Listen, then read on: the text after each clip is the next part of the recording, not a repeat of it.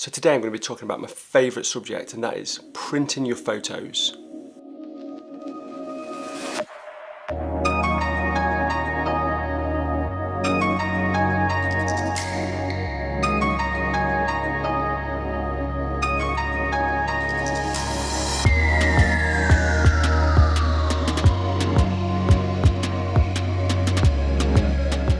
Hi guys, it's great to see you all again. Yeah, so today I'm going to be talking about my favourite subject, printing your photos. I just love getting results like this. You know, when you've spent all that hard work and you have climbed a mountain or got up at sunrise in the summer and you've got that magical image, then there's nothing better than seeing it come out of the printer. So I did this print video at the end of last year, and it's one of my most popular videos, and I think that's because everyone engaged with it, because it's just something tangible about getting your print out of the printer. I love it when people buy my prints, not just because people are giving me money for my prints, but it's just so nice for me to be able to send my prints to other people. But what's even better is when you print your own prints and you get that pride and satisfaction of seeing your own print in front of you, and it's a physical, tangible thing. And I wanted to sort of redo that video, but just have a different take on it. So I'm going to go through with you 7 mistakes that I made when I started printing, things that now I don't do, but if I'd have known about them right at the start, it'd help me massively. So things like paper types, things like settings on the printer. Okay, so the first mistake I made was having my monitor too bright and not profiling my monitor. So it's really important to make sure that you profile your monitor. There's loads of spiders out there that allow you to profile your monitor and get the right color correction on your monitor. Now you can get specific monitors that are much better than other monitors with a much wider color gamut and more accurate colors. But I use an iMac, it's an iMac 27-inch, I think it's a 5K model, and I find actually out of the box that was pretty good. Even when I calibrated, it didn't change very much.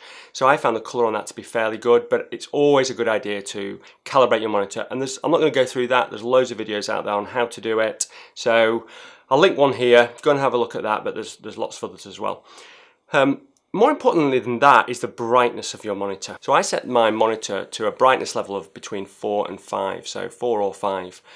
I change it whether the ambient light is slightly different as well. So if it's dark, I'll set it to 4. If it's bright, I'll set it to 5. So if you've got your monitor too bright, then when you get that print out, it can look quite dark because you've been looking at it unnaturally bright on your monitor.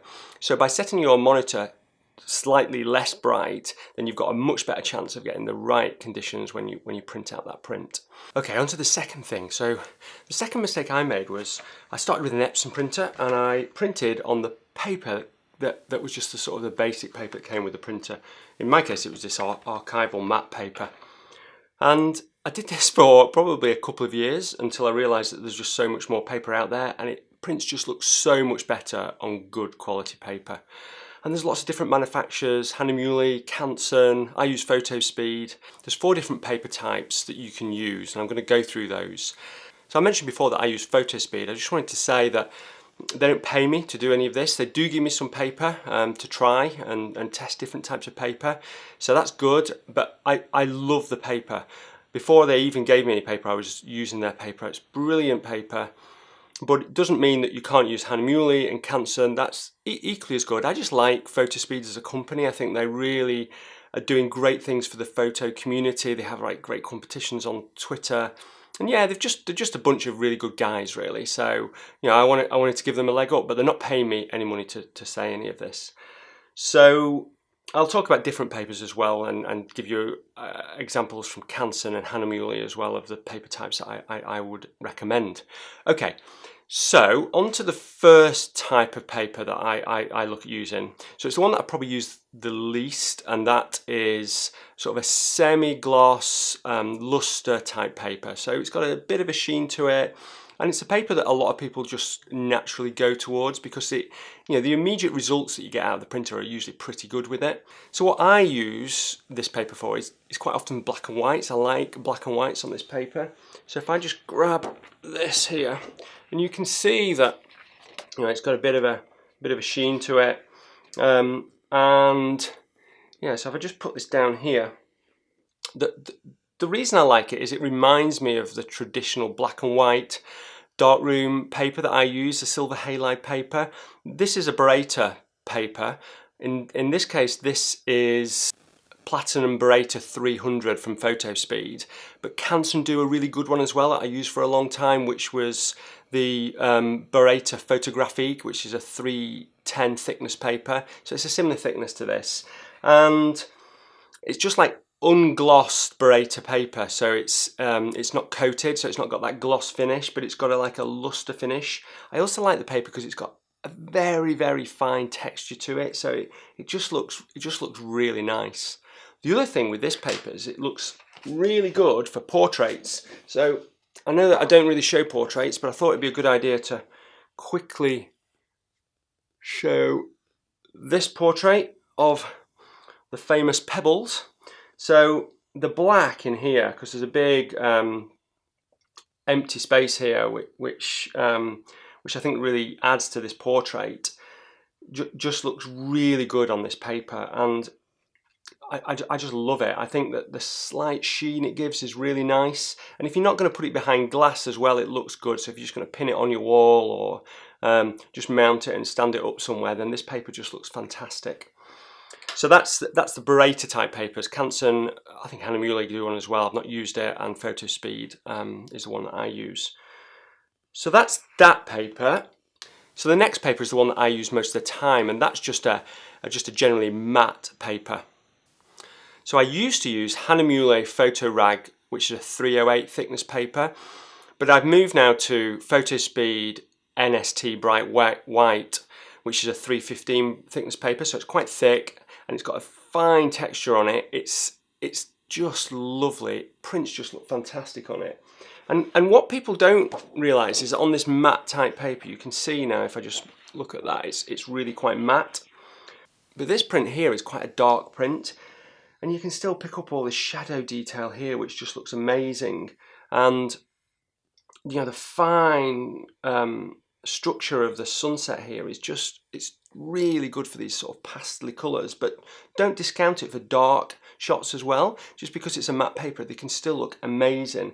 And this print is probably one of my favourite prints on this paper combination. It looks so good, and it just doesn't look anywhere near as good on the Beretta paper because it just looks a bit too glossy, whereas it, you know, the night when I took this, it was just quite subdued, and this paper's quite subdued, so it really complements the image really well. So I love this. And just to show you another image that I printed on this paper, I'm just chucking all my prints down there, which is probably not the best idea. It's a really hot day outside, by the way, guys. I don't know why I'm sat in here. Everyone's probably watching the wedding, and are you watching the wedding? Probably not. You're probably not watching the wedding. But anyway, I'm sat inside recording this video, and I'm looking out of my window now, and it's a red hot day, beautiful day. Hence my Hawaii t-shirt. Anyway, that aside. So my next shot, just to show you on this paper, and you can see the subtle texture of this paper as well. It just looks fantastic. It is this tree shot at Gummers How in the Lake District, and again the fine detail up here is just amazing. And this matte paper really picks up this fine detail. I really love it. So this is Photospeed NST Bright White, but the similar one to this is the Hahnemühle Photo Rag 308 paper. So going on to the next type, which is a more textured paper, and I think that looks good for images that are a little bit maybe foggy images in the woodland. So I could probably show you some of the ones that I took where you want to create a more sort of watercolor effect, I suppose. Okay, so if I just grab some more of this textured paper. So this is Photospeed Cotton Etching, which is a new paper by Photospeed, and I used to use Hahnemühle Museum Etching, and it's I like this a little bit better, but both are pretty good. And I've just put it down there. The texture on it is just so lovely, and it's great for images like this in woodland. So I'll show some of my bluebell ones, but I just wanted to show you this first. So this was a shot that I took when it was foggy just at the end of the winter, when I was walking Pebbles actually. And what this paper does and the texture does is it just brings out some of the finer detail. So it's great for paper with soft, subtle tints, but it's also good because it brings a lot of vibrance to those colours as well, because it's got quite a wide colour gamut. So if I just show you some of the ones that I did in the woodland, so this is one of my favourites here. So you can see that it's just so vibrant, it just looks so fantastic. And what's just amazing, because this slight texture, it just picks out these subtle details really well, and it just adds to that detail and creates, you know, across this bark, just looks so nice, this paper. So what I'd recommend is that you try different papers, because you know what I might like on a particular paper might be different to what somebody else likes, but really it tends to be the textured papers look good for sort of arty, softer looking paintings where there's fog or you've got like a really subtle palette. The matte paper is fairly universal, especially if you use the better quality mattes like the Hahnemühle Photo Rag and the NST Bright White from Photospeed, and the Bereta's good for black and whites and where you want that semi-gloss feel. Now the paper you probably should avoid, and this is the third thing that mistake that I made, is printing too much on gloss. I printed quite a lot on gloss because I thought, wow, it's a really big impact, it just looks amazing. And I'm not saying things don't look good on gloss. You know, if you have a picture of somebody in a red dress with a blue sky, then it can look amazing on gloss. But usually when you put it behind glass, then you have that sort of double reflection, and I don't like it too much. Okay, the fourth mistake that I made when I started printing photos was I just downloaded the profiles from the manufacturer's websites and thought that was a good enough, really. And it's a little bit like the profile that you need for your monitor. You need to create a profile for each of the papers that you need that fits your printer and ink combination. So I use Photospeed to do this. For when you buy their paper, they do free profiling service, so it doesn't cost anything. You print a profile test sheet off following the instructions from Photospeed. You send that off to them, they then measure the colour of that print and then send you a profile back that then you install into Lightroom. That then means that when you print off, you get accurate colour results, and that's really important because you don't want to have a blue cast and then print an image and then have to alter it afterwards in Lightroom and use up lots of ink and paper. So make sure you go and do that, whether it's with Photospeed or another profiling service. It will make a really big difference to your printing experience, and it will save you a lot of money as well. Okay, the fifth mistake that I made was when I started printing, I used to crop my images to the exact aspect ratio of the paper that I was printing on, so that I could get a nice border around the outside of them. And that wasn't great because obviously when you compose something, that crop is really important. Now some people always compose to a 5:4 crop or whatever that might be that you compose to, but I don't do that. I compose the image, sometimes it's square, sometimes it's like a letterbox, and I feel that if you then crop that to fit the paper, you're then really changing the original shot that you'd taken. So what I like to do is make sure that I leave it in its original aspect ratio and not worry too much about borders on the side, because after all, when you get it framed, you frame it with a border around the outside of the white, and it doesn't really matter whether it's not the exact dimensions of the print of the paper that you're using. So this is a good example here where if I'd have cropped it for this paper, then I'd have had to take some off the top or some off the bottom. Now if I took some off the bottom, because I didn't have any width on the side, any more width on the side, if I took some off the bottom, then I think I'd lose these bluebells, and I don't think that would be as good. If I took some off the top, then I'd lose some of the interesting features in the trees here. There's some cobwebs and there's just lots of detail. So it needs to be this aspect ratio. So don't make the same mistake I made. Make sure you keep the original crop. Okay, the sixth thing that I got wrong was really not good at all, and I had real trouble when I first started printing to really understand what was going wrong, because I got confused by all the different printer settings and all the different colour profiles that you could apply to everything. And what I originally did is I said let the printer control the colour, But you really don't want to do that because that then doesn't use the colour profile that you've got made for your paper. You need to let Photoshop or Lightroom control that. So it's really easy to do. Make sure you get the right settings on your printer. If you're unsure of them, then watch this video that I did a few months ago on printing, and it shows you the exact settings to use. And it'll make a really big difference and stop you wasting ink at the beginning. Okay, the 7th, which is probably not a mistake that I made really, because I've always printed. I started in the darkroom when I was around about 14, and I've done it for years and years and years. I absolutely love printing, but that is not to print. So you've just got to go. So stop watching the video. No, don't stop watching the video, but when you finish watching this video, go and either find an online service that allows you to print your images. It's not too expensive. There's some really good ones out there. Make sure that they've got different papers that they can use, or if you've got a printer, try different papers. You know, go and try some different types of papers, maybe a textured one, maybe a Barreto one, maybe a matte one if you've been using glossy before.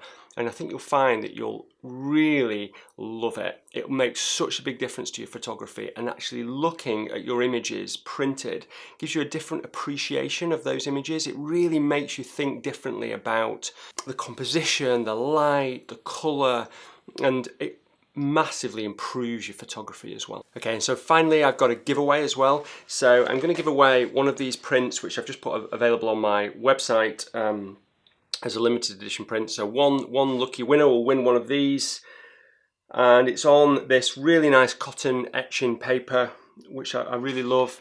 And then Photospeed have kindly agreed to give away 2 boxes of A4 paper as well on their latest papers, cotton etching and platinum cotton. So thanks for Photospeed for that. To win, what you've got to do is you've got to say what your favourite papers are in the comments below. And if you haven't used any paper before, then maybe what you might like to use. So, you know, from watching the video. So if you just share the papers that you like or what you might like to use, and we can get a bit of discussion going in the comments below. That'd be really great. I'll pick one of the comments to win in a couple of weeks. So you've got a couple of weeks to enter, and I'll send out those to the 2 lucky winners. In fact, I'll pick 2 comments, won't I? And I'll send it out to the 2 lucky winners. Okay, so that's it for another week. Thanks ever so much for watching, and until next Sunday, bye.